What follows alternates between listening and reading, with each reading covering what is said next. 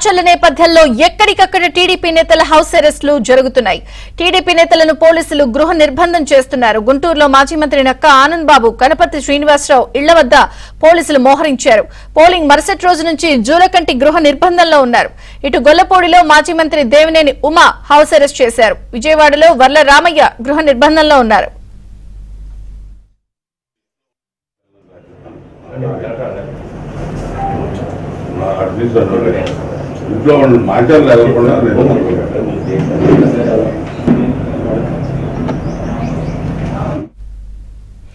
చలో మాచర్ల నేపథ్యంలో ఎక్కడికక్కడ టీడీపీ నేతల హౌస్ అరెస్టులు కొనసాగుతున్నాయి. టీడీపీ నేతలను పోలీసులు గృహ నిర్బంధం చేస్తున్నారు.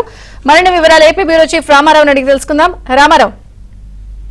విజయ చంద్రిక, మాచర్లలో తెలుగుదేశం వైసీపీ మోకల దాడుల్లో గాయపడిన తెలుగుదేశం పార్టీకి సంబంధించిన వారిని పరామర్శించేందుకు ఈ రోజు తెలుగుదేశం పార్టీ చలో మాచర్లకు పిలుపించింది. ఈ నేపథ్యంలోనే పార్టీకి సంబంధించిన బృందాలన్నీ కూడా మాచర్ల, నసరావుపేట, పిడుగురాళ్ల, వినుకొండ, గుంటూరు ఈ ప్రాంతాలన్నింటికి వెళ్లి వివిధ ఆసుపత్రుల్లో చికిత్స పొందుతున్న తెలుగుదేశం పార్టీ కార్యకర్తలు, నేతల్ని పరామర్శించాలి అని చెప్పి టీడీపీ అధినేత చంద్రబాబు నాయుడు ఆదేశించారు.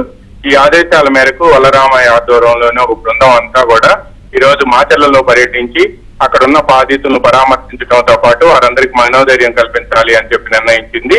ఈ నేపథ్యంలోనే ఈ కమిటీలో ఉన్న వల్లరామయ్యతో పాటు దేవినేని ఉమ్మ, నక్కా ఆనంద్ బాబు, కనపర్తి శ్రీనివాసరావు, జూలకంటి బ్రహ్మారెడ్డి వీళ్ళందరినీ కూడా పోలీసులు గృహ నిర్బంధంలో ఉంచారు. ఈ రోజు తెల్లవారుజాము నుంచే పోలీసులు ఇళ్ల వద్దకు వెళ్లి భారీ బందోబస్తు ఏర్పాటు చేయడమే కాకుండా చెలో మాచర్లకు అనుమతి లేదని, అందువలన ఎవరు వెళ్ళటానికి వీల్లేదు అని చెప్పి వారికి ఆదేశాలు జారీ చేశారు.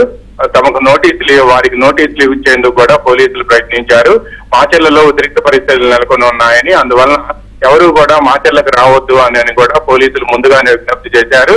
పల్నాడుకు వెళ్లే అన్ని మార్గాల్లో కూడా పోలీసులు బారికేడ్లు ఏర్పాటు చేసి తనిఖీలు చేయడం ప్రారంభించారు.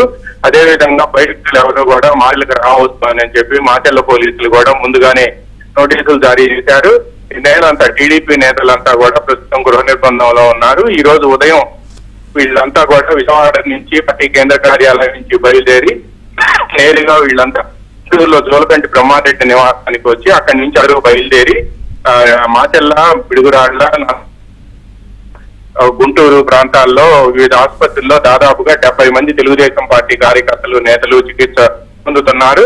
కొత్త పుల్లారెడ్డిగూడెం, పాల్వాయి గేటు, కళ్లకుంట, మాచర్ల, రెంటచింతల, రెంటాల ఈ గ్రామాల్లో ఎవరైతే టీడీపీ నేతలు గాయపడ్డారో వీళ్ళందరినీ కూడా పరామర్శించాలి అని చెప్పి టీడీపీ నేతలు నిర్ణయించారు. ప్రధానంగా రెంటాల గ్రామంలో గాయపడి చికిత్స పొందుతున్న వారిలో కొందరు పరిస్థితి విషమంగా ఉంది.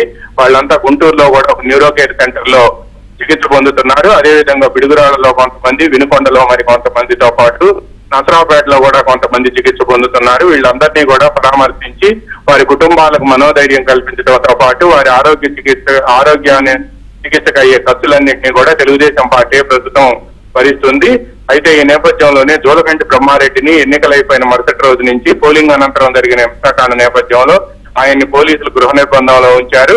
ఈ నేపథ్యంలోనే ఆయన్ని కూడా ఇంటి దగ్గర నుంచి కదలనివ్వకుండా పోలీసులు అడ్డుకున్నారు. అదేవిధంగా కనపర్తి టీంతో పాటు నక్కా ఆనంద్ బాబు, దేవినేని ఉమ్మ, వల్లరామయ్య ఇటువంటి నేతలందరినీ కూడా ఈ రోజు ఉదయం వాళ్ళు బయలుదేరుతున్న సమయంలోనే నోటీసులు ఇచ్చి మీరు బయలుదేరి వెళ్లేందుకు వీల్లేదని, మాచర్లలో ఉద్రిక్త పరిస్థితులు నెలకొని ఉన్న నేపథ్యంలో పోలీస్ యంత్రాంగంతో సహకరించాలి అని చెప్పి కూడా పోలీసులు నోటీసులు ఇచ్చారు.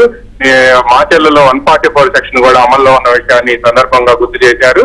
సెక్షన్ 30 యాక్ట్ కూడా కంటిన్యూ అవుతుందని మాచర్లలో, అందువలన ఎవరు కూడా వెళ్ళవద్దు అని చెప్పి పోలీసులు విజ్ఞప్తి చేసినట్టు తెలిసింది. ప్రస్తుతం పార్టీ నేతలంతా కూడా గృహ నిర్బంధంలో ఉన్నారు. విజయ చంద్రిక.